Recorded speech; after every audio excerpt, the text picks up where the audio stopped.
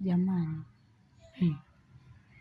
ushauri wangu kwetu sisi wanawake, sisi tunaochunguza simu za mabwana zetu, mke mwenzangu, mwanamke mwenzangu, hata usijisumbue, usiwe mwepesi wa kuchunguza simu ya bwanako.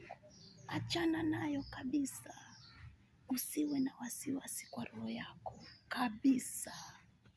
Kaa na utulie, chenye anakuletea kaa, kula, tulia mama, tulia, lipo laja. Simu hiyo simu ya kwake, hiyo simu ya kwake, hiyo amelipia mwenyewe kwa gharama zake, jasho lake mwenyewe, itampa roho juu juu hivi. Mara ho kashapigiwa simu, anasema mamake Abeli yuko, atanisikia. Mamake Abeli yuko, weza kuwa ameangalia meseji zangu. Mamake Abeli yuko, hatanipikia yule kwa sababu ana dukuduku la roho.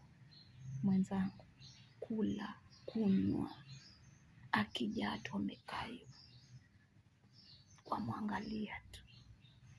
Mume wangu, mke wangu, hata wala usihuzunike. Wasiwasi ni wake yeye mwenyewe, kwa sababu huu wasiwasi alionao wakuwa anajisikia anafikiria kuwa umeshikele simu yake ama ataonge. Utafanya tu kwa akipigiwa mpaka ende chooni, akipigiwa mpaka ende nje. Simu ya kwako mwenyewe, pesa za kwako mwenyewe, inakupea wasiwasi hivyo. Kama ameleta kuku, endelea kukula. Acha uwe na wasiwasi, mwisho anapatwa na ugonjwa wa roho mwenyewe. Wala wewe hutajua hapo mwerevu nani. Mwerevu mjinga ni nani? Ni yule anayetapatapa nyumbani kwake mwenyewe, mke wake mwenyewe. Kwa sababu ya nini?